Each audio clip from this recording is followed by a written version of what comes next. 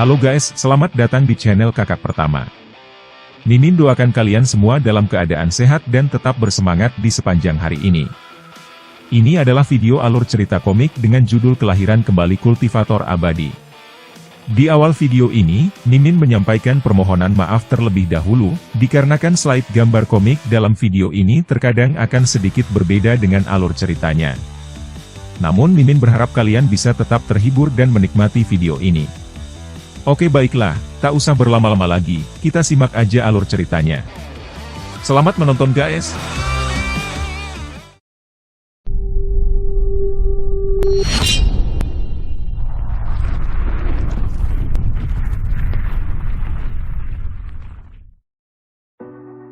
Ketiga saudara sekte hantu Yin masih tidak dapat mempercayai pemandangan yang telah mereka saksikan.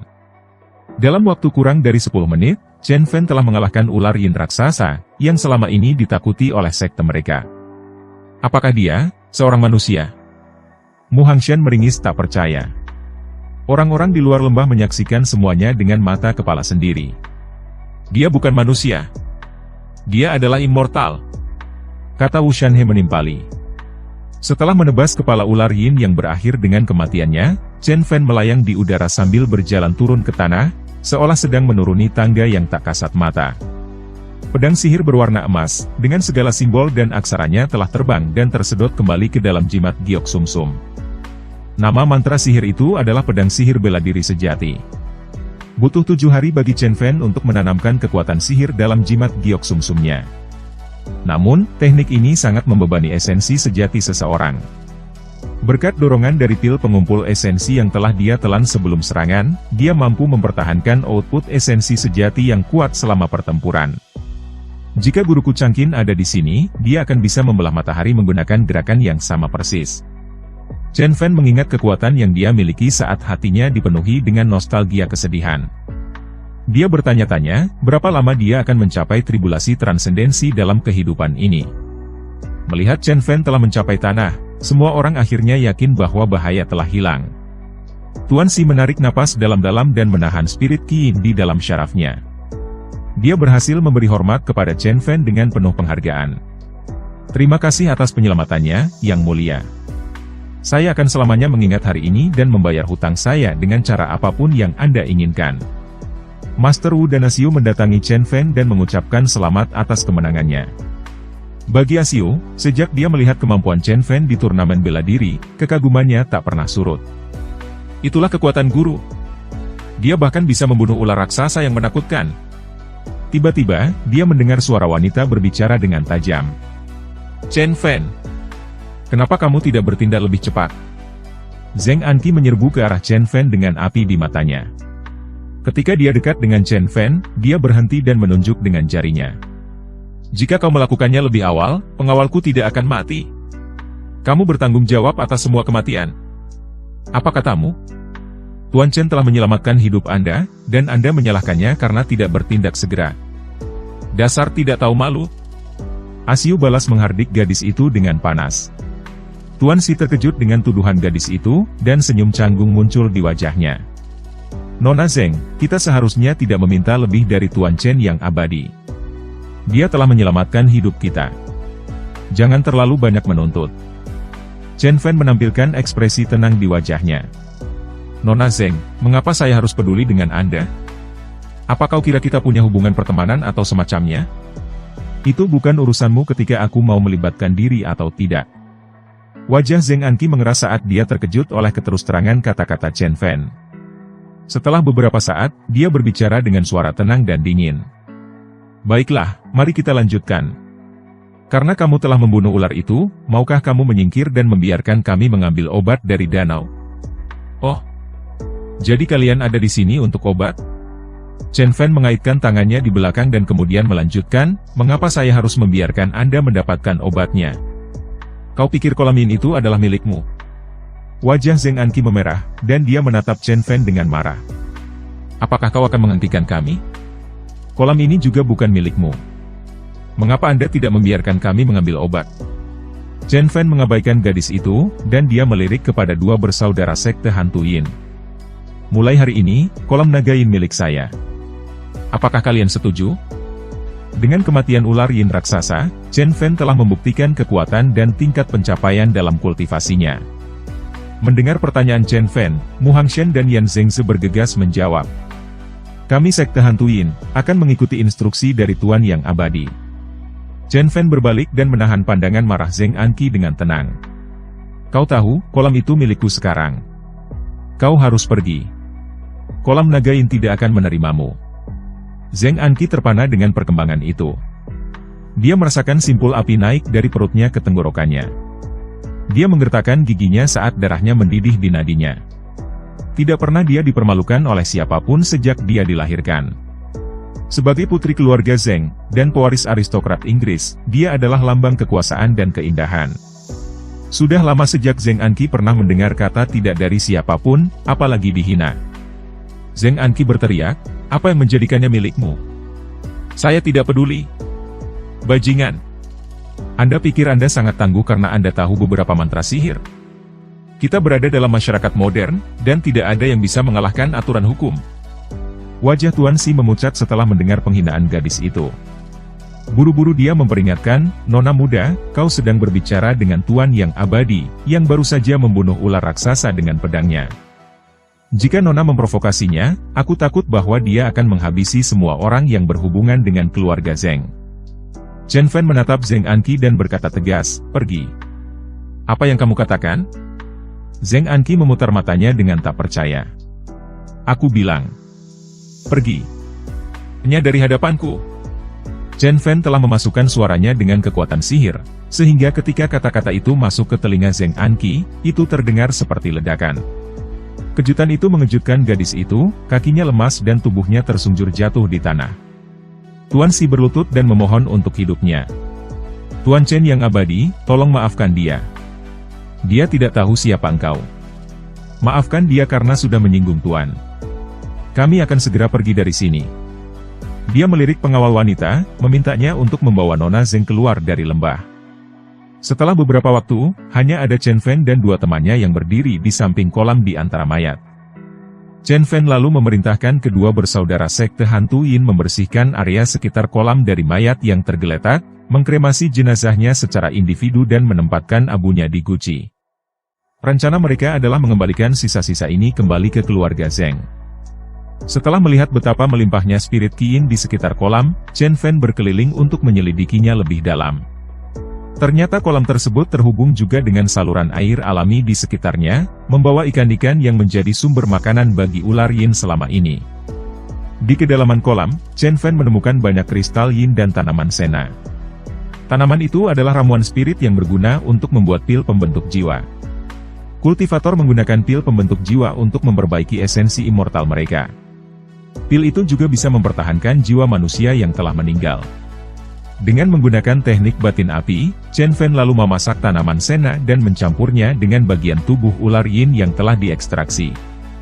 Setelah pil itu selesai dibuat, ia lalu memberikan masing-masing satu kepada Master Wu dan Asio. Segera mereka merasakan efeknya ketika gelombang panas merembes ke seluruh tubuh mereka. Kulit mereka membara, dan mereka bisa merasakan otot dan tulang mereka menguat seketika. Dengan material yang melimpah di sekitar kolam, Chen Fan telah berhasil membuat ribuan pil pembentuk jiwa. Pil tersebut juga dapat membantu memperpanjang efek dari pil pengumpul spirit. Dia juga telah menyimpan mata, sisik dan tulang belakang dari ular Yin raksasa yang nantinya akan dia tempa untuk menjadi senjata surgawi. Setelah beberapa hari tinggal di sana, Chen Fan memanggil Asiu dan Master Wu ke samping kolam. Aku telah memutuskan untuk tinggal di sini dan berkultivasi untuk sementara waktu. Kamu, Wu Shanhe. Aku tunjuk sebagai perwakilan dari klan Hantu Yin. Segala urusan mengenai Sekte Hantu Yin akan ditangani olehmu. Ketika Chen Fan masih berbicara dengan mereka berdua, tiba-tiba, seorang anggota sekte datang menghadap Chen Fan dan mengatakan kepadanya bahwa Zheng Anqi telah kembali. Setelah Zheng Anqi tiba di kota Dongdu, ia akhirnya menyadari bahwa ia tidak dapat berbuat apa-apa kepada Chen Fan dan dia kalah dalam pertempuran. Untuk bisa mendapatkan obat ajaib yang dapat menyembuhkan kakeknya, cara terakhir adalah mengemis kepada Chen Fan. Ia berharap bocah itu akan mengasihani situasinya, dan bersedia menjual obat tersebut kepadanya. Namun, ia mendapati situasi yang mengejutkan ketika Chen Fan berkata, "Karena kau ingin bicara, maka akan kukatakan dengan jujur. Kau datang ke tempat yang salah." "Apa maksudmu?" tanya Zheng Anqi terkejut. Chen Fan melanjutkan berkata dengan ringan, "Yah, karena kamu bertanya, aku akan mengatakan yang sebenarnya. Aku bertaruh bahwa alasan kamu membutuhkan ramuan itu adalah untuk memperpanjang umur Pak Tua bukan? Namun, kamu mencari obat yang salah. Obat di dalam kolam adalah tanaman Senna, berasal dari bunga kuno. Itu digunakan untuk melestarikan jiwa orang yang masih hidup.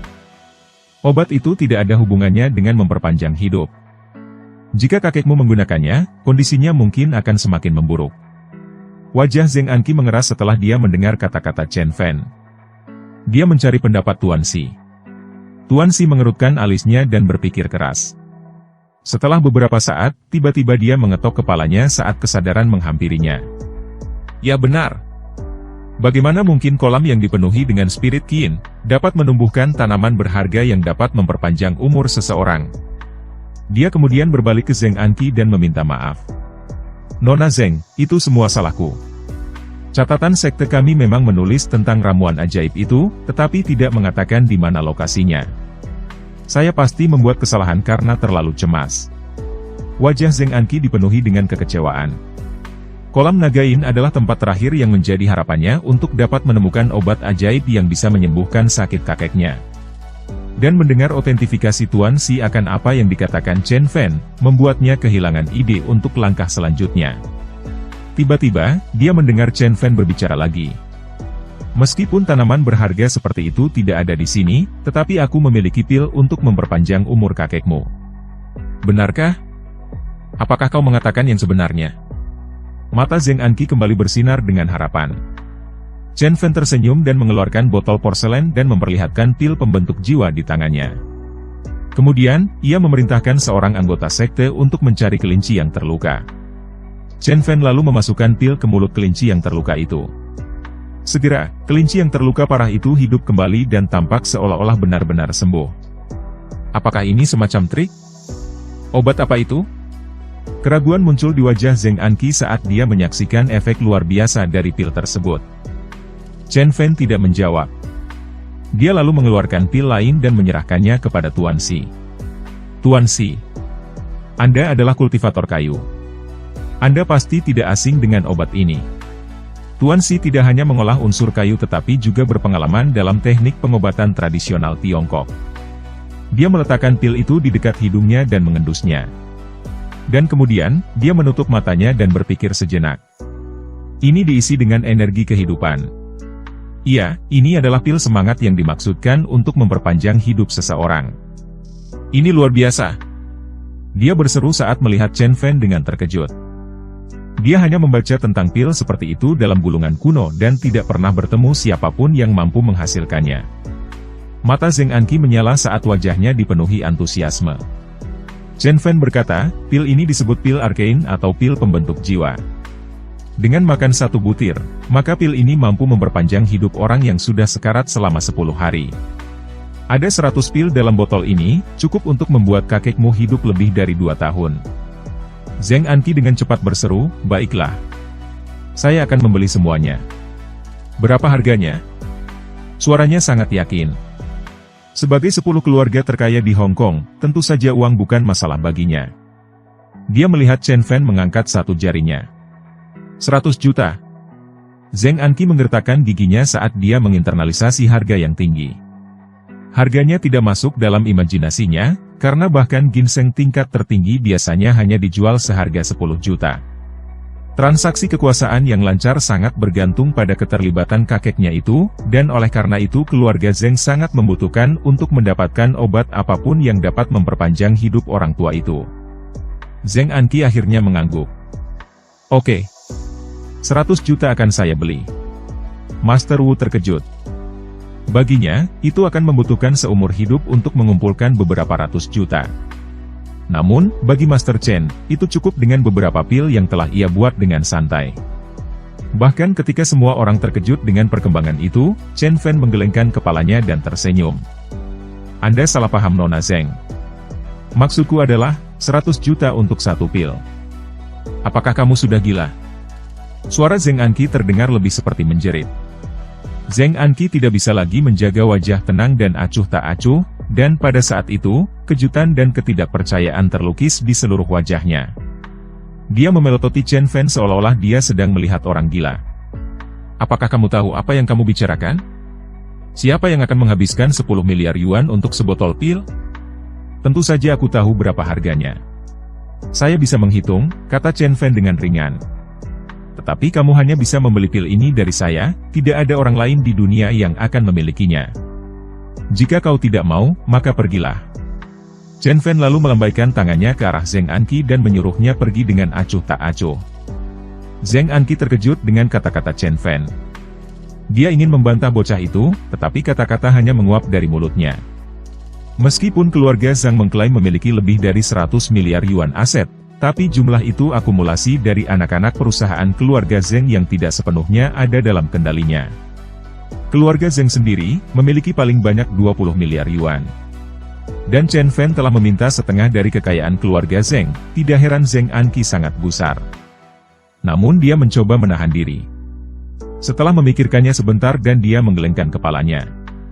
Saya minta maaf Tuan Chen. Kami tidak bisa menerima harga tawaran itu. 10 miliar yuan itu terlalu banyak. Tidak terlalu banyak, kata Chen Fan lagi dengan ringan. Bahkan rumah sakit terbaik pun tidak bisa menjamin 2 tahun hidup kakekmu. Bahkan jika mereka bisa, kakekmu akan berbaring di tempat tidur, dan tidak dapat berbicara atau bergerak. Namun, jika dia menggunakan pil saya, dia bisa hidup normal. Chen Fan berhenti sejenak dan kemudian berkata, saya bisa memberi Anda waktu untuk mengumpulkan uang. Ambil botol pil ini dan coba dulu. Tapi jangan membuatku menunggu terlalu lama. Saya tidak sabaran. Zheng Anqi menatap botol pil yang diberikan kepadanya dengan tak percaya. Setelah beberapa saat, dia berhasil menenangkan diri ketika senyum lebar muncul di wajahnya. Sangat baik, saya suka ketulusanmu. Sepakat untuk 10 miliar itu. Aku akan kembali untuk membayar uangnya, dan tidak akan membuatmu menunggu lama. Setelah menyegel kesepakatan itu, Chen Fan melambaikan tangan dan membiarkan tamunya pergi. Setelah Zheng Anqi dan rombongannya keluar dari lembah, Tuan Xi bertanya dengan bingung. Nona Zheng, apa kamu yakin mau memberinya 10 miliar? Itu uang yang sangat banyak, bahkan untuk keluarga Zheng. Haruskah kita membahas ini dengan ayahmu? Zheng Anqi tiba-tiba berhenti dan memandangi Tuan Xi sambil menyeringai. Apa yang membuatmu berpikir aku akan memberinya 10 miliar? Wajah Tuan Xi seketika menjadi gelap. Dengan suara pelan, ia bertanya dengan ragu. Jadi, maksudmu? Kau berpikir untuk? Zheng Anqi segera memotong perkataannya dan berkata dengan senyum puas. Apakah Anda melihat saya menandatangani kontrak dengannya? Tidak ada. Tidak ada video. Tidak ada bukti apapun. Tidak ada kekuatan hukum sama sekali. Dia tidak akan bisa menuntutku. Bahkan jika dia tahu aku menipunya, apa yang bisa dia lakukan padaku? Dia mencibir Chen Fan dengan mendengus dingin. Tuan Xi tidak ingin berdebat atas keputusan yang ia tetapkan. Namun, sambil menghela nafas pelan, Tuan Xi berkata, Nona Zheng. Tidaklah mudah berurusan dengan seorang kultivator immortal. Dalam pikiran Tuan Xi, dia menyadari betul kekuatan Chen Fan yang mampu mengubah angin menjadi bilah pedang dan napasnya menjadi guntur. Ia tidak bisa dipengaruhi oleh unsur-unsur alami. Zheng Anqi sangatlah naif, jika berpikir bahwa dia bisa lolos dengan menipu seorang master immortal.